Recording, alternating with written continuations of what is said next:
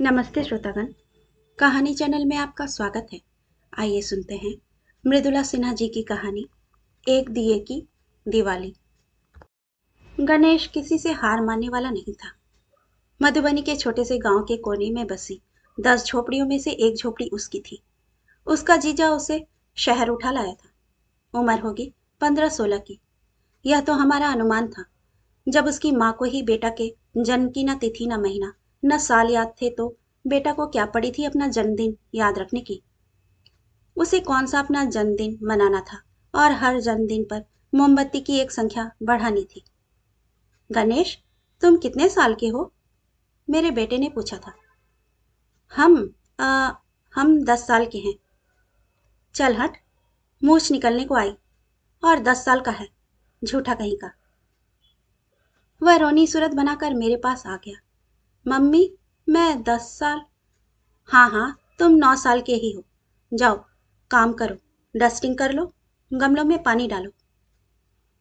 वह भी हंसता हुआ अपने काम में जुट जाता। उसकी हाँ में हाँ मिलाने के लिए मैं ही तो अकेली थी उस घर में। दिल्ली आए उसे 6 महीने हो गए। जिस दिन उसका जीजा उसे मेरे पास लेकर आया था, उसे उठने बैठने का भी शऊर नहीं था। अक्सर बाहर बालकोनी में जाकर खड़ा हो जाता।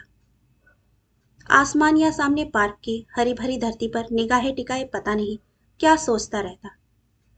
गणेश, क्या कर रहे हो? चौंक उठता गणेश। उसके हाथ में घर की सफाई करने का जो भी हथियार उस वक्त रहा हो उसे चलाने लगता। कभी पोछा लगाते लगाते बीच कमरे में ही खो जाता। पोछा पकड़े अन्य मनस्क बैठे गणेश को मेरे घर का कोई सदस्य टोक दे, गणेश सो गए क्या? तो उसका हाथ चलने लगता। काम के बीच में स्वेच्छा से मारे मध्यांतर के समय की क्षतिपूर्ति में हाथ की रफ्तार तेज हो जाती। 1 माह तक तो हम घर वाले अक्सर आपस में चिंता व्यक्त करते, गणेश कुछ बोलता क्यों नहीं। स्वाति नक्षत्र की बूंद धरती पर पड़ते ही गणेश कंठफोड़ हो गया और प्रतिदिन 2, 4, 5 शब्दों से बढ़ाकर शहर में अपनी आयु के दूसरे महीने में प्रवेश करते ही जिस दिन 500 शब्द बोल गया, मेरे बेटे ने डांटा। क्या बात है, हर समय बकबक करते रहते हो? वह हाथ मटकाकर सिर हिलाकर कहता, हम कहाँ बकबक करते हैं, हम कह रहे थे। और उसका कहना कोई दूरदर्शन पर दिखाए गए सार्थक दृश्यों की तरह अल्पायु का नहीं होता था। गणेश का हर कथन कई कई दिन चलने वाली लोक कथाओं की तरह जारी रहता।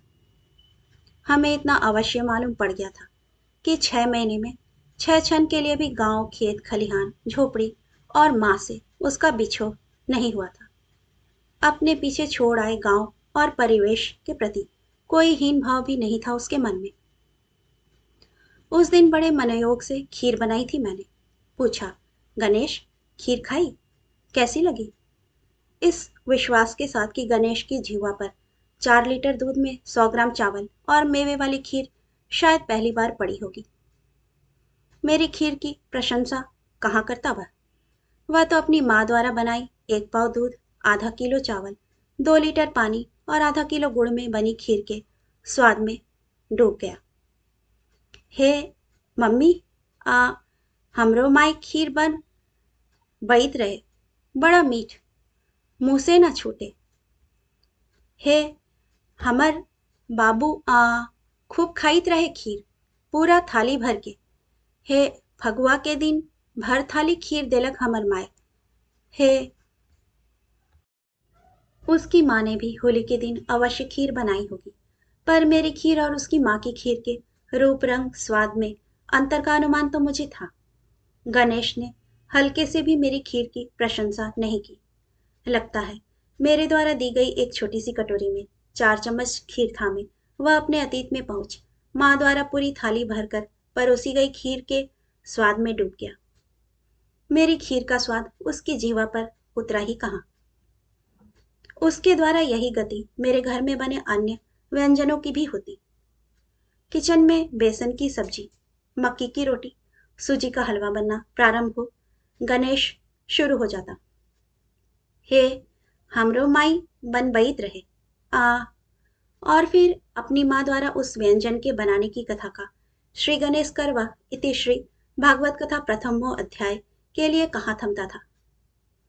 निश्चय ही उसकी झोपड़ी और दिल्ली में मेरे 3 फ्लैट के कमरे की तुलना में कहाँ राजा भोज और कहाँ गंगू तेली कहावत का कद भी ओछा पड़ जाता। पर गणेश तो गणेश था। मेरे मार्बल पत्थर लगे फर्श पर पोछा फेरता, अपनी माँ के गोबर सने हाथों को समेट हृदय से लगा सराबोर हो जाता। हे, हमरो माए घर लिपता है रोज रोज गोबर से। आ चुप कर, शुरू हो जाता है। अपने को कम आंकने की उसकी औकात नहीं थी। मेरे लिए कोई फर्क नहीं पड़ता था। गणेश की उम्र के बच्चों द्वारा अपनी माँ को सर्वोच्च साबित करना मुझे सुखकर लगता, पर मेरे 12 वर्षीय बेटे से उसकी अकड़ बर्दाश्त नहीं होती। दोनों में अक्सर ठन जाती। मुझे बीच बचाव करना पड़ता। उसकी मैथिली में हिंदी घुलती जा रही थी। मेरे बेटे ने उसे पराजित करने के लिए अंग्रेजी बोलना प्रारंभ कर दिया। गणेश मुंह बिचकाता बोला, हमरो माए आ।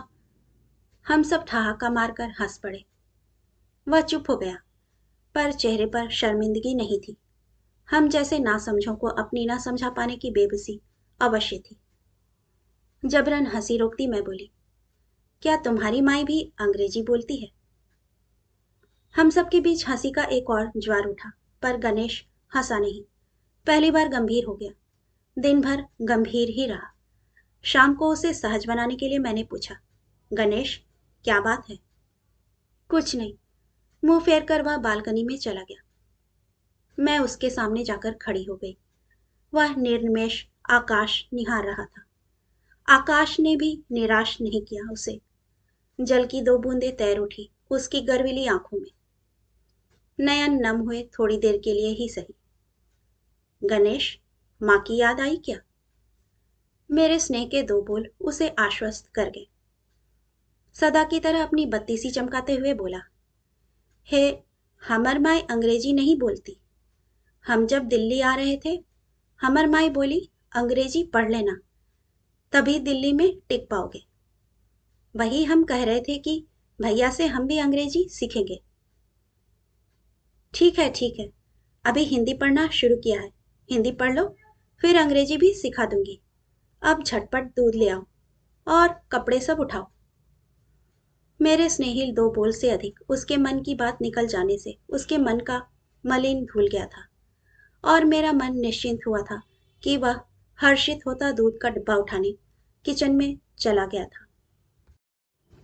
नवरात्रि के दिनों में भी दिल्ली का दशहरा देवी पूजन तथा रामलीला के विधि विधानों के ऊपर चढ़कर बोलता रहा।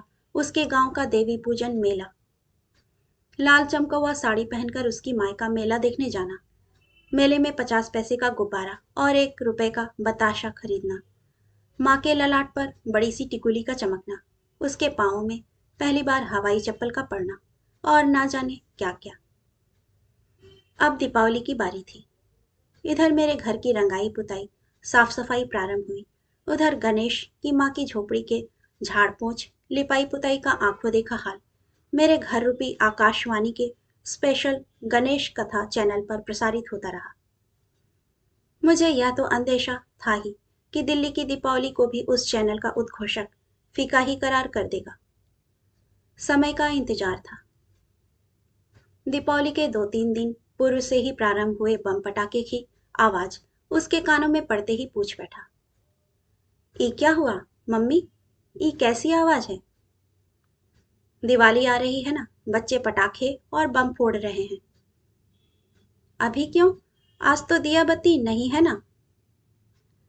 अब मैं कहाँ उसके साथ झकझक करती। यहाँ सब दिन दिवाली होती है, जा अपना काम कर, अभी कितना काम बाकी है।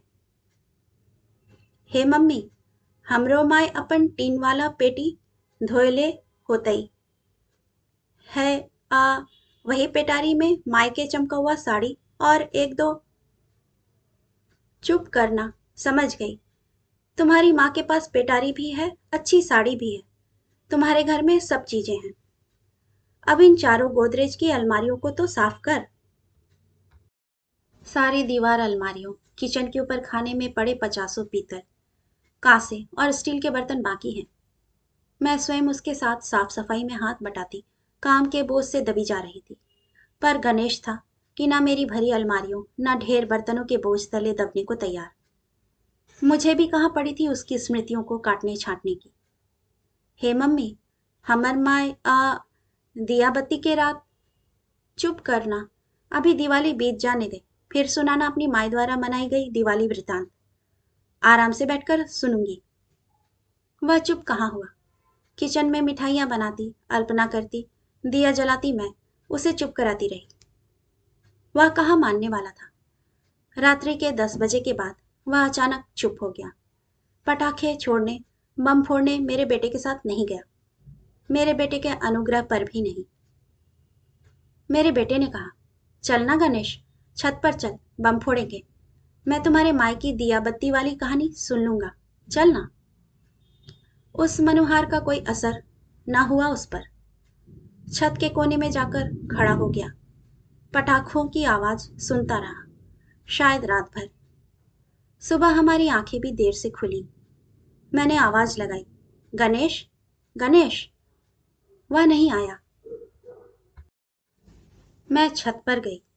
वह एक कोने में दुबका बैठा नींद खींच रहा था। मैंने डांट कर कहा, क्या जागता रहा रात भर? उसका मुंह लटका हुआ था, निस्तेज हारा थका। रात भर जलकर बुझे मेरे पूजा घर के दिए जैसा। सड़कों पर ठंडे पड़कर ढेर हुए बम पटाखों और फुलझड़ियों के अवशेष जैसा। मैंने उसका वह रूप नहीं देखा था। चिंतित होती उसे नीचे उतार लाई। चाय पीते हुए मैंने पूछा, क्यों गणेश, अब सुनाओ, तुम्हारी माई की दिया बत्ती कैसी होती है? वह चुप था, सिर नीचा किए हुए। माई का नाम सुनकर भी गणेश का निःशब्द रहना मुझे अचंभित कर गया। मेरे बेटे के झकझोरने पर, टंकी में पानी खत्म हो जाने पर टैप खोलने की भांति उसके कंठ से कथ्य रिसने लगा। हमर माय रात भर एगो दिया जलते छोड़ दईत रहे। करोड़ों रुपए फूक कर मनाई दिल्ली वालों की दीपावली के नीचे उसकी माई की दिया बत्ती कितनी छोटी पड़ी थी, इसका न आश्चर्य न गम था मुझे। उसकी स्थिति देखकर गम था तो उसकी माई का मम्मी के आगे छोटी पड़ने का। मैं कभी नहीं चाहती थी उसकी माई मम्मी से पराजित हो जाए।